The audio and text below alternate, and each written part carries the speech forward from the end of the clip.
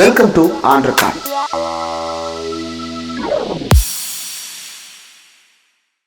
Welcome to on record. இன்றைக்கு நம்மோடு நேர்காணலுக்காக சிறப்பு விருந்தினராக அரசியல் திறனாய்வாளர், ஓய்வு பெற்ற IAS அதிகாரி திரு பாலச்சந்திரன் அவர்கள் இணைந்திருக்கிறார். அவரோடு பேசலாம். சார் வணக்கம். சார் வணக்கம் இந்திரகுமார். வணக்கம். நேற்றிலிருந்து தமிழ்நாடு மட்டுமல்ல, இந்தியா முழுக்கவே ஒரு செய்தி அதிகம் பேசப்படுவது என்றால், தமிழ்நாட்டில் கிறிஸ்துமஸ் விழாக்கள் ரொம்ப சிறப்பாக நடைபெற்று கொண்டிருக்கிறது. எந்த விதமான இடையூறும் இல்லாமல் எல்லா தேவாலயங்கள்லையும் கிட்டத்தட்ட 3 நாட்களாக நல்லபடியாக விழா நடந்து கொண்டிருக்கிறது. பல பிஷப்புகள் வெளிப்படையாகவே வட மாநிலங்கள்ல இந்துக்களுக்கே பாதுகாப்பு இல்லாத சூழ்நிலையில இங்க கிறிஸ்தவர்களுக்கு தேவாலயங்கள் எவ்வளவு பாதுகாப்பானதாக இருக்கிறது அப்படின்னு தமிழ்நாட்டினுடைய சட்டம் ஒழுங்கின் பெருமைகளை பற்றி சுவிசேஷ ஆராதனை கூட்டங்கள்ல பேசிட்டு இருக்கிறாங்க. இந்த சூழலை எப்படி பாக்குறீங்க சார்? வட இந்தியாவில் அமைதியாக வாழக்கூடிய மக்களிடம் கலவரத்தை மிக எளிதாக தூண்டிவிட்டு கொண்டே இருக்கின்றார்கள். முதியவர் ஒருத்தர் பீஃப் கொண்டு போனாரு, மாட்டு இறைச்சி கொண்டு போனாருங்கிற சந்தேகத்தின் மேல அவர் அடிச்சு கொண்ட அவளை உத்தரப்பிரதேசத்தில் நடந்தது. ஒரு பட்டியலத்தை சேர்ந்த ஒரு பெண் அவளை ஆளுங்கட்சியை சேர்ந்த MLA வன்புணர்வு செய்து விட்டார். அதை எதிர்த்து அவளுடைய தந்தை காவல் நிலையத்தில் புகார் கொடுத்தார். விசாரிப்பதற்கு வாருங்கள் என்று சொல்லி அழைத்து அந்த தந்தையை அடித்து கொன்று விட்டார்கள் காவல் நிலையத்தில். இது உத்தரப்பிரதேசத்தில் அப்படின்னு செய்தி வந்தது பத்திரிகையில். காஷ்மீரில் பச்சிளம் பெண், ஒரு சிறுமி, அவளை கோயிலுக்குள்ள வச்சு வன்புணர்வு செஞ்சவங்க அப்படின்னு சொல்லி விசாரணையில் கைது செய்யப்பட்டவர்கள் ஒருத்தர் அந்த கோயிலுடைய பூஜையெல்லாம் பண்றவர். அன்னைக்கு அவர் விடுதலை செய்யணும் அப்படின்னு சொல்லி ஊர்வலம் போனதுல ஒருத்தர் அந்த காஷ்மீர்ல உள்ள கூட்டணி ஆட்சியில் இருந்த ஒரு BJP மந்திரி ஒருத்தர். These are all matters on record. அப்போ உங்களுக்கு தெரியும் யார் இதெல்லாம் தூண்டி விட்டுட்டு இருக்காங்க அப்படின்னு. இங்க அப்படி தூண்டி விடுறதாக DMK ஆகட்டும், ADMK ஆகட்டும், அதற்கு முன்னால் ஆண்ட காங்கிரஸ் ஆகட்டும், இங்க அதற்கு முன்னால் ஆண்ட நீதி கட்சி ஆகட்டும், 100 வருஷமா இங்க அப்படிப்பட்ட பிரச்சனையை உருவாக்குறவர்களாக ஆளுங்கட்சி இருந்ததில்லை. அது ரொம்ப பெருமையான விஷயம். அதுக்கப்புறம் இவர் நம்முடைய முதலமைச்சர் சாதாரணமாக ஆவேசப்படாத முதலமைச்சரையே ஆவேசப்பட்டு பேச வைக்கிறார். இந்த தமிழ்நாடு அப்படி கலவர பூமி ஆகிறதுக்கு இந்த ஸ்டாலின் அனுமதிக்கவே மாட்டேன், என்னுடைய ஆட்சியில், எங்களுடைய ஆட்சியில் இது நடக்காது அப்படின்னு சூளுரைக்கிற அளவுக்கு அவர் கொண்டு வரது காரணம், ஏன்னா நம்ம எல்லாரும் இந்தியர்கள். we are part and parcel of India. இந்தியாவின் இன்னொரு பகுதியில் நடக்கிறத பார்க்கும்போது இந்தியன்கிற முறையில் நான் வெட்கப்படத்தானே செய்வேன், வேதனைப்படத்தானே செய்வேன். அந்த வேதனையை தான் முதல்வர் வெளிப்படுத்தியிருக்கார். நேத்து முதலமைச்சர் இன்னும் கூட ரொம்ப காட்டமான வார்த்தைகள்ல பேசியிருந்தார் சார். உங்களுடைய அடிமைகளை வைத்து எவ்வளவு அந்தர்பல்ட்டி அடிச்சாலும் உங்கள் பாட்சா இங்க பலிக்காது, தமிழ்நாடு என்னைக்குமே தனிக்காட்டு ராஜா தான் அப்படின்றத குறிப்பிட்டிருந்தார் சார். இந்த சூளுரைகள் ஏன் தேவைப்படுகிறது? சாதாரணமாகவே தமிழ்நாடு ரொம்ப அமைதியான மாநிலம் தான். ஏதோ திமுக தான் அமைதியை நிலைநாட்டினது போல சீன் போடுறீங்களே, திமுக வர்றதுக்கு முன்னாடி நாங்க அப்படிதான் இருந்தோம், இது தமிழருடைய மரபு, திமுகவுக்கும் இதுக்கும் என்ன லிங்கும் இல்லை அப்படின்ற மாதிரி ஒரு வாதம் முன்வைக்கப்படுது. அதை எப்படி பாக்குறீங்க சார்? திமுக ஆட்சி இப்ப நடக்குது, இதுக்கு முன்னாடியும் திமுக ஆட்சி நடந்தது. இது இவர் சொல்ல வர்றது என்ன? எங்களுடைய கட்சி கொள்கை மிக தெளிவானது. மனிதர்கள் அனைவரையும் சமமாக பார்க்கிறோம். யாருக்கும் எந்த மதத்தையும் பின்பற்றும் உரிமை உண்டு, அந்த உரிமை பறிக்கப்படக்கூடாது அப்படிங்கிற சமரச சன்மார்க்க நெறியில திளைத்து போனது தமிழ்நாடு. அதனால அதை மாத்துறதுக்கு விட மாட்டோம். இப்போ அவர் என்ன சொன்னார்? நான் தான் இது எல்லாத்தையும் பண்ணேன்னு சொன்னார். இதுவரை எப்படி இருந்ததோ அதை போல்தான் இனியும் தமிழகம் இருக்கும். நாங்கள் என்றென்றும் இந்த விஷயத்தில் தனிக்காட்டு ராஜாவாகத்தான் இருப்போம் அப்படின்னு சொல்ல வர்றாரு. இவங்க எதுக்கு உடனடியே இது திமுக மட்டும்தான் செஞ்சதா? ஏன் இப்போ நீங்களும் செய்யுங்களேன், யாரும் வேண்டானது? நீங்கள்லாம் வேற மாதிரி செய்ய போய் தானே முதல்ல இது மாதிரி பேச வேண்டியிருக்கு. இன்னொன்னு, ஸ்டாலின் உள்ளவரை உங்களுடைய மதவெறி ஆட்டம் பலிக்காது, திமுக உள்ளவரை உங்களுடைய ஆட்டம் பலிக்காது அப்படின்ற ஸ்டேட்மெண்ட் அப்படியே கட் பண்ணோம்னா, கேரள முதலமைச்சர் பினராயி விஜயன் இந்த மாநிலத்திற்குள் இவ்வளவு ஊடுருவல் இருக்கும் என்று நாங்கள் எதிர்பார்க்கவில்லை, ஆனா நாம ரொம்ப கவனமா இருக்க வேண்டும் அப்படின்னு சொல்லி இருக்கிறாரு. இந்த 2 ஸ்டேட்மெண்ட்ஸையும் எப்படி பாக்குறீங்க சார்? ஆமா, ஏன்னா அங்க ஊடுருவல் நடந்திருக்கு, இங்க ஊடுருவல் நடக்கிறதுக்கு தொடர்ந்து முயற்சிகள் நடந்து கொண்டிருக்கிறது. போதிய வெற்றி இங்கு கிடைக்கவில்லை, குறிப்பிடத்தக்க அளவு வெற்றி கூட இங்க கிடைக்கவில்லை. அங்க ட்ரிவாண்ட்ரம் முனிசிபல் கார்பரேஷனை பிடிச்சிருக்காங்கிறது அங்க ஊடுருவல் ஓரளவு வெற்றிகரமாக சில பகுதிகளில் நடந்திருக்கிறது அப்படிங்கிறத காமிக்குது. அதைத்தான் பினராயி விஜயன் கவலையோடு குறிப்பிடுறாரு. அந்த மாதிரி நிலைமை இதுவரைக்கும் தமிழ்நாட்டில் இல்லை. அதை எதிர்த்து போரிடும் சக்திகள் வல்லமை படைத்த சக்திகளாக இருக்கின்றார்கள். இப்போ காங்கிரஸுக்கும் திமுகவுக்குள்ள ஒரு வித்தியாசம் என்னன்னா, காங்கிரஸ்ல அனைத்து இந்த லெவலில் பாருங்க, இவர் ராகுல் காந்தியும் கார்கேயும் பேசுகிற முற்போக்கு கொள்கைகளை காங்கிரஸில் உள்ள பல மாநில தலைவர்கள் பேசுகிறாங்களா அப்படின்னா கிடையாது. ஸோ உள்போராட்டமே அங்கே அதிகம். இவங்களே எதிர்த்து நின்று அன்னைக்கு ஜெயகாந்தன் சொன்ன மாதிரி இத்தகைய முட்டல்கள், முரண்டல்கள், மோதல்கள் இவைகளை எதிர்த்து நின்று சாரத்தியம் செய்ய வேண்டிய கட்டாயத்தில் இருக்கிறார் ராகுல் காந்தி. ஆனால் திராவிட முன்னேற்ற கழகத்தில் வந்து தவறுகள் செய்பவர்கள் இருக்கலாம் அரசியலில், அதிமுகலையும் தவறுகள் செய்பவர்கள் இருக்கலாம். ஆனால் இந்த கட்சியுடைய கொள்கையை பொறுத்த மட்டில் அவர்களிடம் வேறுபாடு கிடையாது. ஒரு மத வெறியை தூண்டிவிட வேண்டும், கலவரத்தை தூட வேண்டும் என்று நினைப்பவர்களாக இந்த திராவிட கட்சிகள் கிடையாது. அதைத்தான் இவர் சொல்ல வர்றாரு. அதைத்தான் அவரும் வந்து ஃபீல் பண்றாரு. பினராயி விஜயன் ஃபீல் பண்றாரு. இங்க இது மாதிரி ஊடுருவாங்கன்னு நாங்கள் எதிர்பார்க்கல. இன்னைக்கு வரைக்கும் இந்த ஊடுருவலை நம்முடைய முதல்வர் தடுத்து நிறுத்தி இருக்காரு அரசியல் ரீதியாக, அப்படிங்கிறது உண்மை. அதை முற்றிலும் முழுமையாக ஊடுருவல் நினைவுச்சு இல்லை, அவங்களும் தொடர்ந்து முயற்சி பண்ணிட்டு இருக்காங்க. பல இடங்களில் ஊடுருவல் நடக்குது. அந்த ஊடுருவல் சக்தி வாய்ந்ததாக இன்னும் ஆகிவிடவில்லை. ஆனா தாவேகா தரப்புல இருந்து ஒரு வித்தியாசமான குற்றச்சாட்டை வைக்கிறாங்க சார். இது வரைக்கும் திமுக மேல வைக்கப்படாத ஒரு விமர்சனம். பாஜக, இந்து முன்னணி, திமுக கூட்டு வைத்து கொண்டு தமிழ்நாட்டுல மத பிரச்சனையை உருவாக்க பாக்குறாங்க. தமிழர்களுடைய அமைதிக்கு எதிராக திமுகவும் இந்து முன்னணியும் சேர்ந்து இந்த வேலையை நாடகங்களை அரங்கேற்றுகிறது அப்படின்னு தாவேகா புதிதாக தொடங்கப்பட்ட கட்சியினர் அவங்க இந்த விமர்சனத்தை தொடர்ந்து வச்சுக்கிட்டு இருக்கிறாங்க. இதை எப்படி புரிஞ்சுக்கிறது? எதுக்கும் ஆதாரம் வேணும் இல்லையா? எதை பேசுறதுக்கு ஆதாரம் வேணும் இல்லை, எதை வேணாலும் பேசலாம். எதை வேணாலும் நான் கூட சொல்லலாம். விஜய் வந்து செவ்வாய் கிரகத்திலிருந்து வந்தவருங்க, பல பேருக்கு இது தெரியாது அப்படின்னு நான் கூட சொல்லலாம். அதுல என்ன தப்பு? அதுக்கு ஆதாரம் வேணும்ல. ஒருத்தர்லாம் வந்து போன எலெக்ஷன் அப்ப நான் பயாலஜிக்கலாவே பிறக்கலன்னு சொன்னாரு சார். அதுக்கு ஆதாரம்லாம் எங்க சார் போறது? அதான் அவங்களும் ஆதாரம் இல்லாம பேசுனாங்க, இன்னைக்கு இவங்களும் ஆதாரம் இல்லாம பேசுறாங்க. அந்த காலத்துல வந்து ராஜா ராணின்னு ஒரு படத்துல வந்து சாக்ரட்டிஸ்னு ஒரு ஓங்க நாடகம் இவர் தான் கலைஞர் தான் வசூல் எழுதினார். அதுல சாக்ரட்டிஸ் வந்து என்ன சொல்லுவாரு? அவர் சொன்னார் இவர் சொன்னார் என்று நம்பி அறிவிழந்து தடுமாற்றம் அடைய வேண்டாம். எவர் என்ன சொன்னாராயினும் அதனை உந்தன் இயல்பான பகுத்தறிவால் எண்ணிப்பார். எண்ணிப்பார், இதைத்தான் உனக்கும் இந்த உலகத்துக்கும் கூற விரும்புகிறேன் அப்படின்னு சொல்லுவாரு. நம்முடைய இதுல வந்து இந்த நாட்டுல இந்த மாநிலத்துல வாழ்ந்த பெரியார் வந்து என்ன சொன்னாரு? யார் சொல்றதையும் சொன்னாங்கிறதுக்காக எடுத்துக்காதீங்க, நான் சொல்றதையும் சேர்த்துத்தான் சொல்றேன், நான் சொன்னேங்கிறதுக்காக எடுத்துக்க வேண்டாம். அதை பத்தி பகுத்து ஆராய்ந்து அதுக்கப்புறம் ஏற்றுக்கொள்ளத்தக்கதுன்னு உங்க மனசு உங்க அறிவு சொல்லுச்சுன்னா ஏத்துக்கோங்க அப்படின்னு சொன்னாரு. அதனால இவங்க சொல்றது ஒரு வேடிக்கைக்கு என்ன வேணாலும் சொல்லிட்டு போகலாம். அதுல இன்னொரு வசனம், உன்னையே நீ அறிவாய்னு வரும். ஆமா, உன்னையே நீ அறிவாய். அடுத்து என்ன சொல்லுவாரு? எதையும் ஏன், எப்படி, எதற்காக என்று கேள். அப்படி கேட்டதால் தான் சிலை வடிக்கும் இந்த சிற்பி சிந்தனை சிற்பியாக மாறினான் அப்படின்னு சொல்லி சொல்லுவாரு.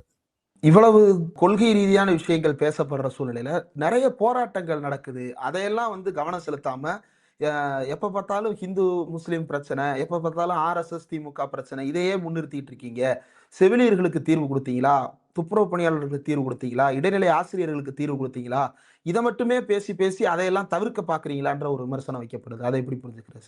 நான் கூட பிரதமர் கேட்கணும்னு நினைச்சேன். வருஷத்துக்கு 2 கோடி பேருக்கு வேலை கொடுக்குன்னு சொன்னீங்களே, செஞ்சீங்களா? விவசாயிகளுடைய வருமானம் இரட்டிப்பாகுன்னு சொன்னீங்களே, செஞ்சீங்களா?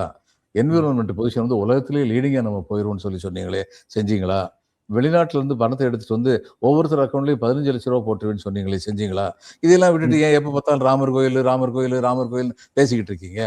இந்த காஷ்மீர் வந்து பிரிச்சு எடுத்துட்டேன், அதுதான் சாதனைன்னு சொல்லி பேசிக்கிட்டு இருக்கீங்க அப்படின்னு நம்ம கூட தான் கேட்கலாம். ஒரு அரசியல், எந்த ஒரு அரசியல் கட்சியும் தேர்தல் வாக்குறுதிகள் அளிக்கும். அந்த தேர்தல் வாக்குறுதிகளில் மாநில அரசுக்கும் ஒன்றிய அரசுக்கும் தேர்தல் வாக்குறுதி அளிக்கிறதுல வித்தியாசம் இருக்கு. ஏன்னா மாநில அரசு இன்று உள்ள அரசியல் சட்டத்தின்படி பல விஷயங்களில் ஒன்றிய அரசினை சார்ந்து இருக்க வேண்டிய கட்டாயத்திற்கு உள்ளாக்கப்பட்டிருக்கிறார்கள். ஆனா ஒரு ஒன்றிய அரசு அப்படி இல்லையே. அப்ப அவங்க வந்து அவங்களால ஒரு வாக்குறுதி கொடுத்தால் அந்த வாக்குறுதியை தடுப்பதற்கு யாரும் இல்லை அவர்களை தவிர. ஆனா இங்க வந்து என்ன, நம்ம வந்து ஒரு பள்ளிக்கூடத்துல வந்து கொஞ்சம் ஸ்டாண்டர்டை கூட்டலான்னு சொல்லி பார்த்தா, இல்ல நீ இப்ப நான் புதுசா சொன்ன நேஷனல் எஜுகேஷன் பாலிசியை ஃபாலோ பண்ணு, இல்லைன்னா உனக்கு கொடுக்க வேண்டிய ஆசிரியர்களுக்கு சம்பளம் கொடுக்குறிய அதுக்கு ஆதாரமான பணத்தை உனக்கு கொடுக்கறத நான் நிப்பாட்டிடுவேன் அப்படின்னு சொல்றாங்க. மெட்ரோ செகண்ட் ஃபேஸா இல்ல அதை நாங்களே எடுத்துக்கிறோம்னு ஒரு மாதிரி வழி பண்ணுங்க, இல்லைன்னா மெட்ரோ செகண்ட் ஃபேஸ் வராது அப்படின்னு சொல்லி சொல்றாங்க. எத்தனை வழியில இடைஞ்சல்கள் இருக்கு. இந்த அத்தனை இடைஞ்சல்களை மீறித்தான், நிதி ஆதாரங்களை பெருக்கித்தான் அவர்கள் கொடுத்த அத்தனை வாக்குறுதிகளையும் நிறைவேற்ற முடியும். சில வாக்குறுதிகள் பெண்டிங்கா இருக்கு. ஒண்ணு நிறைவேற்ற முடியாதது நீட்டு. ஏன்டா இவங்க என்ன எதிர்பார்த்தாங்கன்னா, கவர்மெண்ட் ஆஃப் இந்தியாவில் வந்து காங்கிரஸ் உடைய கூட்டணி வந்துடும் அப்படின்னு எதிர்பார்த்தாங்க. அப்படி வந்ததுன்னா சரி, நம்ம நீட்ல இருந்து நம்ம விலக்கு பெறுவோம் அல்லது நீட்டையே வந்து சீர்திருத்தத்துக்கு முயற்சி செய்வோம் அப்படின்னு சொல்லி நினைச்சாங்க. அது இப்போ ஓப்பனாவே சொல்லலாம். இவங்க திமுக காரங்க ஓப்பனாவே சொல்லலாம், ஆமா நாங்க வந்து ஆட்சி மாறும்னு நினைச்சோம், ஆட்சி மாறினாலே நீட்டை மாற்ற முடியாது, அதனால நாங்க என்ன பண்ணோம், அது நீட்டு போற வரைக்கும் மாணவர்களுக்கு பாதிப்பு இருக்கக்கூடாதுன்னு நீட்டுக்கான பயிற்சி எல்லாம் கொடுக்கறதான வேலையில நாங்க இறங்கியிருக்கோம் அப்படி சொல்லி அவங்க வந்து ஓப்பனாக சொல்லிடலாம். மற்றபடி சில விஷயங்கள் வந்து இவங்களுக்கு வந்து பேர்டன் ஜாஸ்தியாக இருக்குது. இன்னொன்றுங்க, எங்களையெல்லாம் நிரந்தரமாக்குங்கன்னு சொல்லி சொல்கிறாங்க. இப்போது ஒரு துறையில் வந்து 8000 வேகன்சி இருக்குன்னு வைங்க. இப்போ நிரந்தரம் இல்லாத பணியாளர்களாக 12,000 பேரை போட்டிருக்காங்கன்னு வைங்க. அப்போ 8000 பேர்த்த நிரந்தரம் ஆக்க முடியும். எத்தனை வேகன்சி இருக்கோ அதுக்குள்ளே தான் ஆக்க முடியும். இது மாதிரிப்பட்ட சிக்கல்கள்லாம் இருக்குது.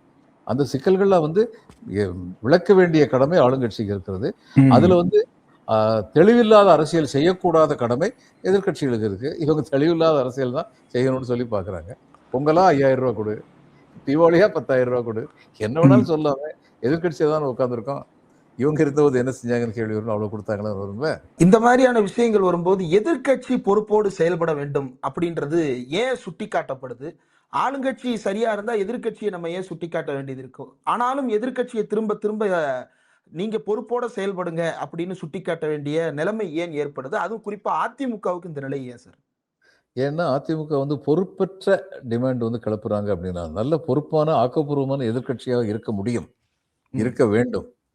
இப்ப இதுல வந்து இங்கிலாந்துல வந்து டோனி வந்து இதா இருந்தாரு. டோனி பிளேயர் பிரைம் மினிஸ்டர் இருந்தார். அவர் பிரைம் மினிஸ்டர் இருந்தது அவர் பையன் வந்து ஏதோ கலாட்டா பண்ண டீனேஜ் பையன் போலீஸ் ஸ்டேஷனுக்கு கூட்டு போயிட்டாங்க போலீஸ்காரங்க. ஒரு 4-5 பசங்க ஏதாவது கலாட்டா பண்ணிட்டு இருப்பாங்க ரோட்ல. அது மாதிரி இந்த பையனும் கலாட்டா பண்ணிட்டு இருந்தா போலீஸ் ஸ்டேஷன் கூட்டு போயிட்டாங்க. கூட்டு போய் அவங்க கேட்குறாங்க, உங்க அப்பா பேர் என்ன அப்படின்னா ஆண்டனின்ட்டான். ஏன்னா டோனி பிளேயர் வந்து ஆண்டனி பிளேயர். ஆண்டனி ஆயிரக்கணக்கான பேர் இருப்பாங்க. வீட்டு அட்ரஸ் கேட்குறாங்க, பேசாமல் இருக்கான். திரும்ப திரும்ப கேட்குறாங்க. அதுக்கப்புறம் சொல்கிறான் 10 டவுனிங் ஸ்ட்ரீட் அப்படிங்கிறான். அது பிரைம் மினிஸ்டர் ரெசிடென்ஸு. உடனடியாக அவங்க வந்து பிரைம் மினிஸ்டருக்கு ஃபோன் பண்ணுறாங்க. ஃபோன் பண்ணி இந்த காவல் நிலையம் என்ன சொல்லிச்சு, come to the police station, காவல் நிலையத்துக்கு வாங்க. அவர் போனார், பிரைம் மினிஸ்டர் போனார். போகணுன்னு அவங்க சொன்னாங்க, நீங்கள் வந்து பையனை வந்து சரியான முறையில் வளர்த்துக்கணும், சரியான அட்வைஸ் கொடுங்க அப்படின்னு அவருக்கு அட்வைஸ் கொடுத்து அனுப்பி வச்சாங்க. இதை பல பேர் வந்து உடனடியாக இதை எதிர்கட்சி தலைவர் வந்து சும்மா விடுவாரா, ஒரு போடு தள்ளிடுவார் அப்படின்னு சொல்லி என்ன சொல்ல போகிறாருன்னு ஆவலாக எதிர்பார்த்துக்கிட்டு இருந்தாங்க. கன்சர்வேட்டிவ் பார்ட்டியுடைய இப்போ லீடர் அந்த எதிர்கட்சி தலைவர் அவர் சொன்னார், இந்த நாட்டில் உள்ள டீனேஜ் பிள்ளைகளை வைத்திருக்கின்ற லட்சக்கணக்கான குடும்பங்களுக்கு உள்ள பிரச்சனைகள் திரு டோனி பிளேயர் குடும்பத்திலும் நேர்ந்திருக்கிறது. விரைவில் இதிலிருந்து மீண்டு வருவார்கள் என்று நம்புகிறேன், அவ்விதமே வாழ்த்துகிறேன் அப்படின்னு சொன்னார். இது ஆக்கப்பூர்வமான அரசியல். இதை விட்டுட்டு ஏதாவது இப்போ அன்னைக்கு இவர் வந்து ஒரு இது போயிருந்தார், சினிமாவுக்கு போயிருந்தார். அது ஒரு மாதிரி ஒரு படம் பேரில் சோஷியல் ரிஃபார்மிஸ்ட் மூவி ஏதோ ஒன்று. அந்த படத்தை பார்க்கறதுக்கு முதல்வர் இருந்தார். உடனடி எதிர்கட்சி தலைவர் சொல்றாரு, நாட்டில் எத்தனை பிரச்சனை இருக்கு, சினிமா போயிட்டு இருக்காரு. இது என்ன பேச்சு இது? பிரச்சனை இருந்தாலுமேங்க ஒரு நாளைக்கு ஒருத்தர் வந்து 11 மணி நேரம் 12 மணி நேரம் உழைச்சிட்டு அடுத்து தனக்கு ஒரு ரிலாக்ஸேஷன் வேணுங்கிறதுக்காக ஒரு சினிமாவுக்கு போனா அது ஒரு பெரிய தப்பாயிருமா? உழைக்காம போனா தப்பு. நாட்டில் வந்து எல்லாம் நெருப்பு வந்து எரிஞ்சுக்கிற போது நீரோ மன்னன் ஃபுடல் வாசிச்சானே அது தப்பு. அது மாதிரி பண்றது தப்பு. ஆனா கண்ட்ரோல் ரூம்ல வந்து உட்காந்து முழங்கால் வரைக்கும் கம்பூட்ஸ் போட்டுக்கிட்டு ஃப்ளட் எஃபெக்டட் ஏரியாலாம் போயிட்டு வந்துட்டு வந்தா போட்டோ ஆப்ஸுக்காக பண்றாரும்பாங்க. எதெடுத்தாலும் ஏதாவது சொல்லணும்னு சொல்லியிருந்தா சொல்லிக்கிட்டே இருக்கலாம். 2026 சட்டப்பேரவை தேர்தலை நோக்கி போகும்போது பல்வேறு விவகாரங்கள் தொடர்ந்து முன்னிறுத்தப்பட்டிருக்கின்றன. 2025 நிறைவு பெறுகிறது. ஐ திங்க் இன்னொரு 4-5 நாட்கள் தான் இருக்கிறது. இந்த 5 நாட்கள் நிறைவடைய போகிறது. நம்ம அடுத்த வருஷம் தான் அடுத்த பேட்டிக்கு சந்திப்போம்னு நினைக்கிறேன் சார். இந்த ஆண்டை எப்படி பார்க்கிறீங்க? 2026 கோயிங் ஃபார்வர்ட் வந்து தமிழ்நாடு எலெக்ஷன் பாலிடிக்ஸ் எப்படி இருக்கும்னு நினைக்கிறீங்க? இதுவரைக்கும் எதிர்கட்சிகள் ஷேடோ பாக்ஸிங் பண்ணிட்டு இருந்தாங்க. இதுவரைக்கும் பண்றதெல்லாம் ஷேடோ பாக்ஸிங் தான். அடுத்து வந்து இன்னும் மும்முரமாக ரியல் பாக்ஸிங்க்கு வந்து வருவாங்க. அதாவது எந்த ஒரு கட்சியிலையும் எந்த ஒரு ஆட்சியிலையுமே குறையில்லாத கட்சியோ ஆட்சியோ கிடையாது. முதல்வருடைய ஆட்சியிலும் குறை இருக்கும், முதல்வருடைய கட்சியிலும் குறைகள் இருக்கும். ஆனால் இதைத்தான் திருவள்ளுவர் அன்னைக்கே சொன்னார், குணம் நாடி குற்றமும் நாடி அவற்றுள் மிகை நாடி மிக்க குழல் அப்படின்னு சொன்னார். இந்த அரசு வந்ததுக்கு அப்புறம் நான் ரொம்ப பெரிய விஷயமா 2 விஷயங்கள் நினைக்கிறேன். பள்ளிக்கூடத்துக்கு போற பையங்களுக்கு வந்து காலை உணவு கொடுத்தாரு. அந்த பசங்க யாருக்குமே வாக்குரிமை கிடையாது, அவன் போய் ஓட்டு போட முடியாது, அவனுக்கு கொடுத்தாரு. சரி, பிசிக்கலி சேலஞ்சு பீப்புள் இருக்காங்கல்ல, அவங்களுக்கு வந்து இவர் வந்து ரிசர்வேஷன் கொடுத்துருக்காரு உள்ளாட்சி. அவங்க எத்தனை பேர் இருக்காங்க? அவங்க எல்லாரும் ஓட்டு போட்டு இவர் ஜெயிச்சு வந்துடுவாரா? அப்போ இந்த முதல்வர் வந்து அடுத்த தேர்தலை பற்றி மட்டும் யோசிக்கிறார், அடுத்த தலைமுறையை பற்றி யோசிக்கிறார். அதுல சந்தேகமே கிடையாது. அப்படிப்பட்ட ஒரு திட்டங்களை கொண்டு வந்தது, இந்த மகளிர் உரிமை தொகை கொண்டு வந்தது, பேருந்தில் வந்து பயணம் ஏற்பாடு பண்ணது, நான் முதல்வன், புதுமை பெண், இது மாதிரிப்பட்ட திட்டங்கள் எல்லாருமே வந்து பெரும்பான்மை மக்களுக்கு பலன் தரக்கூடியதான திட்டங்கள். அதுல யாருக்கும் எந்த சந்தேகமும் கிடையாது. கவர்மெண்ட் ஆஃபீஸுக்கு போகும்போது ஏடிஎம்கே பீரியட்ல எப்படி இருந்துச்சோ, காங்கிரஸ் பீரியட்ல எப்படி இருந்துச்சோ, அது மாதிரி தொந்தரவுகள் மக்களுக்கு இருக்கு அப்படிங்கிற குற்றச்சாட்டு பரவலா இருக்கு. அவ்வளவு லேசா என் காரியம் நடக்க மாட்டேங்குது அப்படின்னு சொல்றவங்க இருக்காங்க. சில இடங்கள்ல வந்து அரசு ஊழியர்கள் வந்து ரொம்ப திறமையாகவும் நேர்மையாகவும் இருக்கும்போது அப்படிப்பட்ட குற்றச்சாட்டு எழாது. சில இடங்கள்ல அப்படிப்பட்ட குற்றச்சாட்டு எழாது. இது தனிப்பட்ட முறையில் நான் போகும்போது அப்போ எத்தனை தனிப்பட்ட முறையில் போனவங்களுடைய குறைகள் கிரீவன்ஸ் இருந்தது, பொதுவாக மிக பரவலான ஒரு ஜனத்தொகைக்கு செய்த நன்மைகள் எவ்வளவு இருந்தது அப்படின்னு சொல்லி பார்த்தா நம்ம என்ன சொல்லுவோம், சீஃப் மினிஸ்டர் சொல்லுவோம், you have done your best, what about the next better அப்படின்னு கேட்போம். நீங்கள் மிக திறமையாக பணிபுரிகிறீர்கள், இன்னும் மிக திறமையாக பணிபுரிய வேண்டும் என்று எதிர்பார்க்கிறோம் அப்படின்னு தான் சொல்லுங்க ஒழிய, ஒண்ணுமே செய்யல இந்த 5 வருஷத்துல, என்ன எடுத்தாலும் ஒரே இதுதான் குழப்பம்தான் அப்படின்னு சொல்றது வந்து நெகட்டிவ் பாலிடிக்ஸ். ஆனா 2026ல அதுதான் அதிகமாக ஒலிக்க போகிறது. புதுசு புதுசா சிந்தனைகள் வரும், கண்டுபிடிப்புகள் வரும். இந்த தாவேகா வந்து இப்ப கண்டுபிடிச்சிருக்காங்க, இந்து முன்னணி, பிஜேபி, டிஎம்கே 3 பேரும் சேர்ந்து ஜனநாயகன் ஆடியோ அந்த அளவுக்கு எடுபடாதுன்னு சொல்றீங்களா சார்? முதல்ல ஜனநாயகனா வரட்டுங்க, பேர்ல மட்டும் ஜனநாயகன் வந்தா என்ன பிரயோஜனம்? அவருடைய கட்சியை சேர்ந்த ஒரு பெண் வந்து குறுக்க போயிருக்காங்க, இவர் காரை நிப்பாட்டாம அந்த கார் போயிருச்சு.